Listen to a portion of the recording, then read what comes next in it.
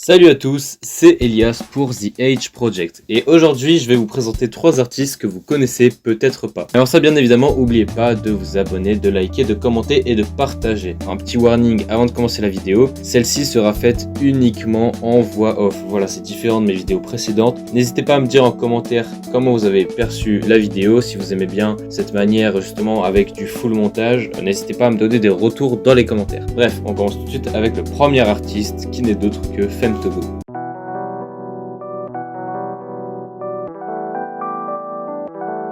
Les deux pieds dans le flat, Femtogo, Jackie Chan je m'adapte. J'ai pris un plane, dans la coche y'a plus de lame. Scare package, je pourrais le faire qu'avec eux. Les autres c'est des kids, les autres c'est des merdeux. Et jamais de ma vie je finis dépossédé. J'irai cacher des choses qu'ils pourront pas retrouver. Je me souviens de l'époque où j'étais broke en bas. Dis-moi réellement qui s'est soucié de moi. J'suis dans un box noir, vente à black. Les chicots serrés sous flash. J'attends que le jour où ils viennent m'abattre. Les prières de maman m'ont sauvé plus d'une fois. Faut que je le rende tout en mille et en carat. Avec papa je sais je suis un peu froid. Pourtant je l'aime de tout mon cœur mais je lui montre pas. RGB je les veux tous les billets. Je les ai traversés les 21 hivers. À 16 ans sous Jack ou 3 rivières. Rika m'entraîne dans mes premières affaires. Et depuis le temps presse, je veux pas passer 70 années sur terre. Femtogo, c'est un artiste qui commence à se créer une petite cote de popularité. Là, je crois que la dernière fois que je suis allé voir, il était à 100 000 auditeurs mensuels sur Spotify, ce qui est en vrai plutôt cool pour un artiste entre guillemets émergent. C'est un artiste qui est assez particulier parce que c'est l'un des seuls à être présent sous différents noms. En effet, c'est une pratique qui avait été notamment popularisée par Mac Miller pour pouvoir s'épanouir artistiquement et pouvoir parler de différentes choses et ne pas rester bloqué sur un personnage. Et Femtogo utilise aussi ce procédé sous le nom de Baby Hayabusa.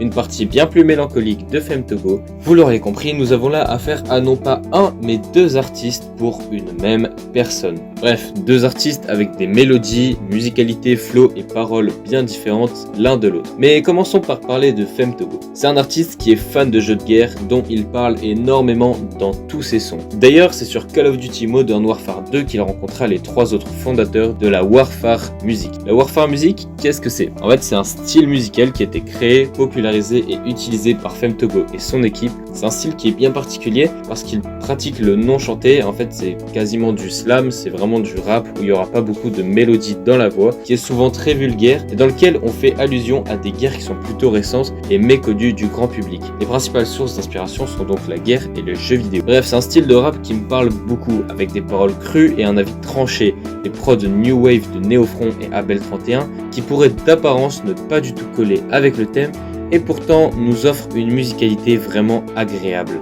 mélangée à cette violence dans le flow de Femtogo. Du côté de Baby Hayabusa, c'est extrêmement différent. On n'est plus du tout sur des bases graves et rythmées, mais plutôt sur de la new wave bien lover. L'OST de ma mort, contemple un peu. Bébé t'as cramé c'est la 2. Au fond de la classe j'étais pas heureux. Je pensais que ça passerait en grandissant. En grandissant tu dois faire l'argent. En grandissant y a un manque de temps. Combien de nuits à rêver de beaucoup de bains de sang. Jusqu'à je me vois dedans. Je le fais pas pour moi, je le fais pas pour eux. C'est vital, j'ai juste besoin de faire. Les murs jaunissent à l'allure que je fume ma bœuf. On dirait ma tête c'est la prison ferme. La musique je crois, bien que j'ai que ça. On qu'a vidé mon cœur sur les faces des papas. Regarde je suis ouvert, j'ai une plaie en moi. Et quand il m'écoute c'est ce qui plaît en soi. Toi et moi c'est pas possible comme Mani et Gina. Les ailes dans le dos et les cornes sur le front, je ne sais plus quoi faire.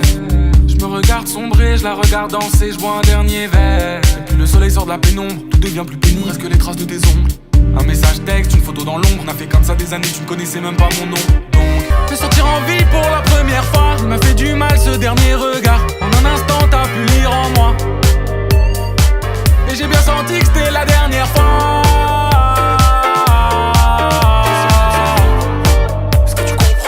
J'ai bien senti que c'était la dernière fois. Est-ce que tu comprends ça? En effet, Baby H nous propose beaucoup de sons très mélancoliques et il parle énormément de son ex, notamment sur son dernier projet en date, Deadly Poison Sting. Baby H, à la base, c'est un artiste qui vient de la scène SoundCloud et malheureusement, Femto a décidé d'effacer ce personnage en effaçant toutes les musiques de son SoundCloud. Bien sûr, vous pouvez quand même en retrouver, il y a des musiques incroyables comme Mr. Ledger et vraiment, je vous conseille absolument d'écouter Femtogo et Baby H. C'est 2 univers très différents, limite tu te rends pas compte que ce sont les mêmes personnes. D'ailleurs, ils ont fait un feat sur le dernier album de Femto, ce qui est assez ouf. Bref, je vous conseille absolument d'écouter ces 2 artistes, ils sont tout simplement exceptionnels. Pour le deuxième artiste, j'aimerais vous parler de Wasting Shit. J'entends pas tes paroles. Je parlais, ça monte au ciel. J'étais à Noisida, les fenêtres à barreaux. J'avais promis, je me suis pas tenu à carreau. Toi mal le gueux, vite moi je vais m'égarer. Confiance en R, je veux pas qu'on me protège. Pourquoi plus j'approche de mes objectifs, je m'enfonce dans la mer comme si j'étais ton beau-père. Mal le gueux c'est bizarre. Coucle l'anesthésion pour les canassons. Fuck, à l'école sniffer de la colle, je faisais pas maçon. Depuis des années dans ma city, c'est ma formation. Très vite tu peux te faire piétiner la gueule comme un paillasson. Sur mon toit je rêve de faire du quad à Miami. Pour l'instant je suis dans le 9-3 avec Wawa. Je casse les grains de fret, j'essaie de faire plein de zèle. Je suis déchiré sous opioïde comme un djihadiste. Wasting Shit, c'est un artiste très émergent qui n'a pas encore une forte présence médiatique, dû par le fait que c'est un artiste de la New Wave et qui vient, comme Femto et Baby H, de la scène de SoundCloud. Et SoundCloud, c'est pas vraiment le meilleur endroit pour pouvoir être un acteur mainstream de la scène rap FR. En plus de ça, c'est l'un des deux membres du groupe Instig Cabbage Gameboys Revenge. Je sais pas du tout si je le dis bien, mais c'est pas grave. Allez écoutez, c'est incroyable ce qu'ils font.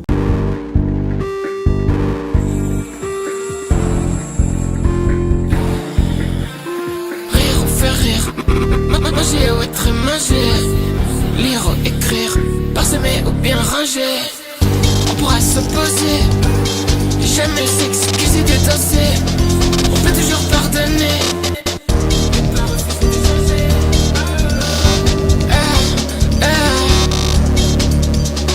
Tu sais, faut penser à tout ce qui est passé, grandir comme les fleurs mais pas rester planté. J'ai appelé mes parents, c'est pas la joie de rester caché jusqu'à la douane. Toujours décaché, faut pas je les graille.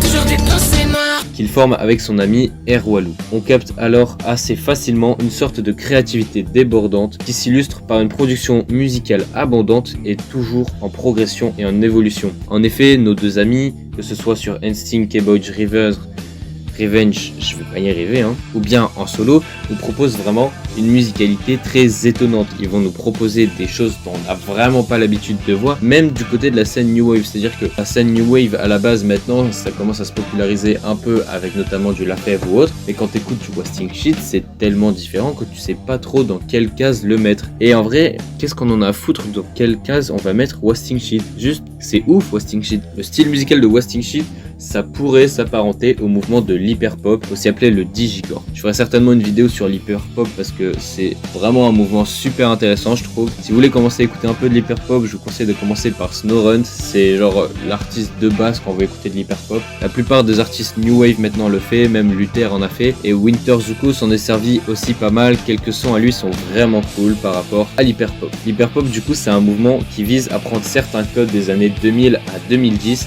et pour les pousser à l'extrême. Mais ils vont aussi se réapproprier des sonorités de cette époque. On va du coup retrouver des prods avec des accents très électro et pop, d'où le nom hyper pop, avec des couplets de rap évidemment dessus, et le tout avec des effets de voix plus ou moins modifiés. Ça me fait énormément penser à la vidéo Sera Porky de Théodore, dans lequel il fait entre guillemets une parodie des rappeurs trop en avance sur leur temps.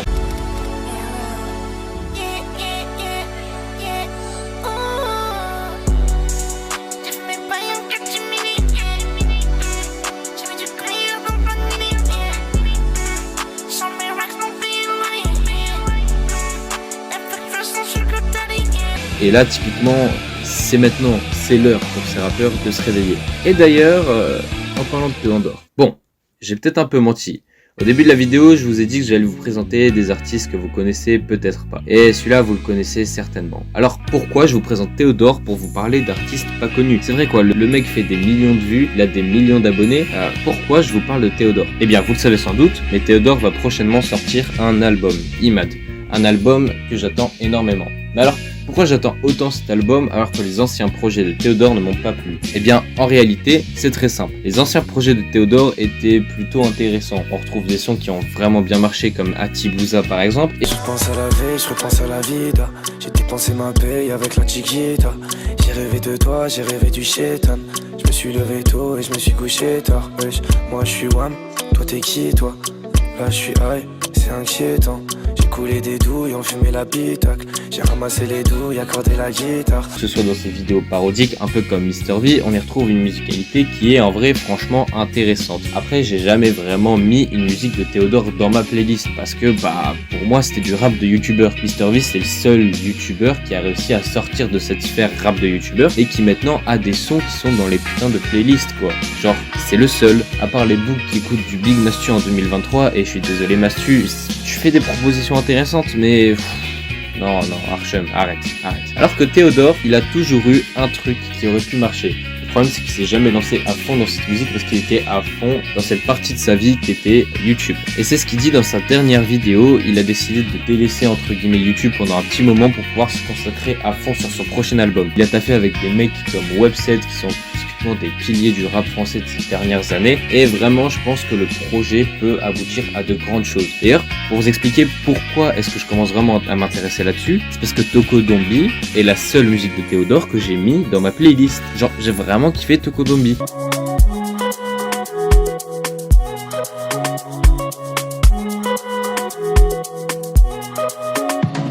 À la base c'était pas compliqué, dommage j'ai tout niqué. J'ai relu l'histoire comme un conte de fées, puis j'ai brûlé les poches avec un coup de briquet. Et avant c'était calme quand y avait pas le succès. J'ai repris les armes, j'avais su que ce serait dur. Et moi j'ai pris des balles, j'ai pris des coups, des blessures. C'était pas compliqué. Il y a des gens qui l'ont lynché sur Twitter. Ok, on est en mars, on n'est pas en juillet. Mais j'ai surkiffé Tokodombi. J'ai vraiment trouvé ça super intéressant. Une proposition de type Afrobeat. L'Afrobeat c'est quoi? C'est des sonorités africaines qu'on va réutiliser dans des sons. Il y a plein d'artistes qui font ça évidemment. Le plus connu à l'heure actuelle, ça doit sans doute être Jeune Lion, qui avait fait un son qui avait grave marché sur TikTok. Je crois que c'était Soul. Je l'avais mis dans ma playlist aussi, j'ai surkiffé. Il a sorti un album il y a pas longtemps, je l'ai pas écouté, mais apparemment il est vraiment pas mal. Bref, c'est l'Afrobeat. Et Théodore va du coup revenir à ses racines, va revenir à sa famille pour justement écouter ses sonorités, les apprendre, les comprendre et mieux les utiliser par la suite. Imad, ça va être un album différent de ce qu'on a l'habitude d'entendre. Ça va être un album qui se met pas trop dans les cases, du fait que si la case précise c'est l'Afrobeat, mais qui fait de l'Afrobeat en 2024? Théodore. Et je pense vraiment que son projet peut aboutir à quelque chose d'intéressant. Je vous conseille vraiment de vous concentrer sur ce prochain album. Vous n'êtes pas obligé d'écouter ses autres sons, genre vraiment, il a fait des trucs sympas par-ci par-là, mais dans l'ensemble c'était pas ouf.